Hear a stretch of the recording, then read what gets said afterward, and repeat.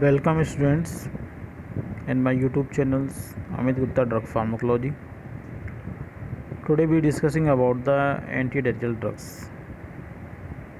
Previous में हमने देखा था कॉन्स्टिपेशंस, लैक्जेटिव एंड परगेटिव्स, और लैक्जेटिव परगेटिव्स कॉन्स्टिपेशन में यूज़ होते हैं, और कॉन्स्टिपेशंस की जो अपोजिट प्रॉब्लम क्या होती है, डायरिया होती है। कॉन्स्टिपेशंस में क्या है कि आपका लिक्विड जो स्टूल है काफ़ी हार्ड हो जाता है, स्टूल की फ्रिक्वेंसी बहुत ज़्यादा कम हो जाती है, नहीं पास हो पाता है स्टूल, जबकि डायरिया में फ्रिक्वेंसी बहुत ज़्यादा हाई हो जाती है, स्टूल बार बार पास हो रहा होता है, और लिक्विड की तरह लिक्विड अमाउंट जो फ्लूइड अमाउंट है वो बहुत हायर अमाउंट निकलता है। तो उस कंडीशन को हम डायरिया को बोलते हैं, just opposite to the constipations. ठीक है, opposite to the constipation is the diarrhoea. तो डायरिया को पहले हम समझते हैं, what is the diarrhoea. Diarrhoea is a digestive disorder in which frequent passes of water and electrolyte in the faeces. Diarrhoea एक digestive disorder है जिसके अंदर वाटर और इलेक्ट्रोलाइट्स कंटिन्यू पास हो रही होती हैं, कंटिन्यू आपकी फीसेस में आ रही होती हैं, हायर अमाउंट में आ रही होती हैं। ठीक है, this result dehydration, weakness are the major problems, जिसकी वजह से क्या होती है, डिहाइड्रेशन होने लगता है बॉडी के अंदर वीकनेस हो जाती है। This is the major problem of the diarrhoea. ठीक है, अगर बात करें तो डायरिया की जिस पेशेंट को डायरिया होता है, सबसे मेजर प्रॉब्लम जो होती है वीकनेस बॉडी में जाती है, क्योंकि हायर अमाउंट ऑफ फ्लूइड्स होता है वो हमारी बॉडी से निकल गया होता है, इलेक्ट्रोलाइट्स होते हैं बॉडी से निकल गए होते हैं, जिसके अंदर डिहाइड्रेशन और वीकनेस जैसी प्रॉब्लम नजर आती है। अगर बात करें तो रीजन क्या है डायरिया के, they are the following reason of the diarrhoea. Basically first is the increase the synthesis of prostaglandin in the colon part. मैंने पहले ही बताया था कि प्रोस्टाग्लैंडिन का जब सिंथेसिस आपका इंटेस्टाइनल पार्ट में बढ़ता है तो म्यूकस सिक्रीशन का सिक्रीशंस और जो जितना भी आपका इंटेस्टाइनल सिक्रीशन है वो बढ़ जाता है। तो सिक्रीशन ज़्यादा बढ़ेगा, बहुत ज़्यादा सिक्रीशन बढ़ेगा due to the prostaglandin in colon. दूसरा क्या हो सकता है, एक्सेसिव प्रोडक्शन ऑफ बाइल। जब बाइल का जब प्रोडक्शन होता है, it is also responsible for the diarrhoea. Use of cytotoxic drug, जो कैंसर वाली ड्रग होती हैं, साइटोटॉक्सिक ड्रग होती है, उसको हम लॉन्ग टाइम तक यूज़ करते हैं, उसकी कंडीशन में भी डायरिया कंडीशन हो जाती है।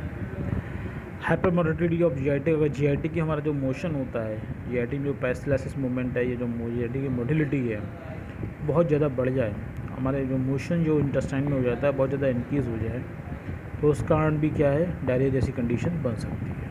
Number 5, use of long term anti microbial therapy. अगर एंटी माइक्रोबियल एजेंट्स को हम लॉन्ग टाइम तक यूज़ करते हैं तो हमारे जो माइक्रोबियल फ्लोरा होता है इंटेस्टाइन के अंदर, हायर नंबर ऑफ जो बेनिफिशियल बैक्टीरिया हैं, वायरस हैं हमारे इंटेस्टाइन के अंदर, बैक्टीरिया होते हैं जो हेल्पफुल होते हैं हमारे फूड को डाइजेशन, फूड को एब्जॉर्ब कराने के लिए, उनकी डिफिशियंसी हो जाती है, क्योंकि अगर लॉन्ग टाइम तक एंटी माइक्रोबियल थेरेपी दी है तो वो किल हो जाएंगे, जिसकी वजह से डायरिया जैसी कंडीशंस बन जाती है। इसके लिए फिर हम इसको रिकवर करने के लिए हम प्रोबायोटिक लेते हैं। प्रोबायोटिक यानी कि बटा है, दही है, इस तरह की चीज़ें दी जाती हैं जिससे कि वो जो माइक्रोबियल फ्लो है वो इम्प्रूव हो पाए।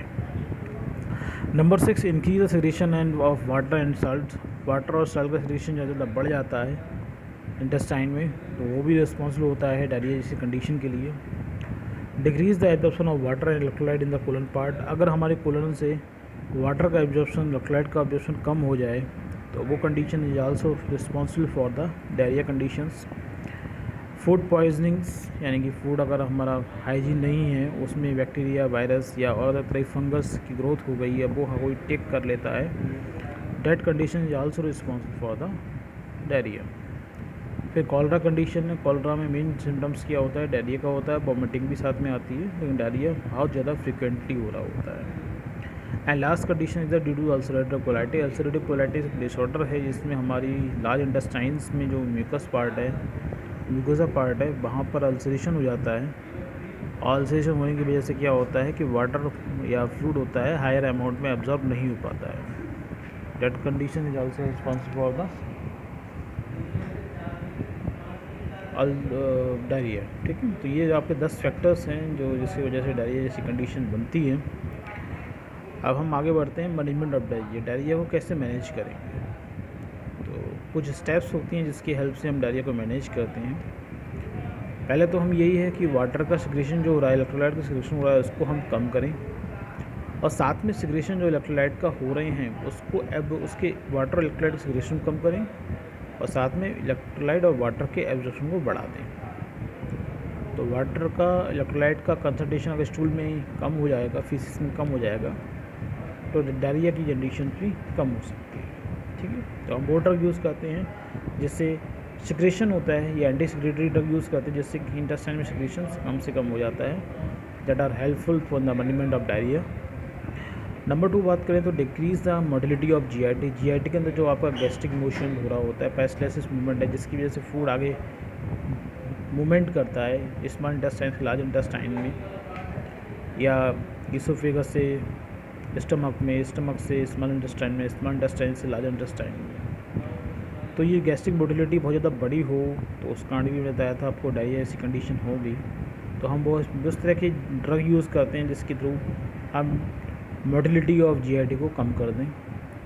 तीसरा, हम न्यूट्रिशन को मेंटेन रखें, क्योंकि डायरिया की वजह से क्या होता है, इलेक्ट्रोलाइट्स की और फ्लूइड की डिफिशियंसी हो जाती है, जिसकी वजह से वीकनेस बहुत ज़्यादा हो जाती है। तो ज़रूरी है कि न्यूट्रिशन प्रॉपर तरीके से उस पेशेंट को देते रहें।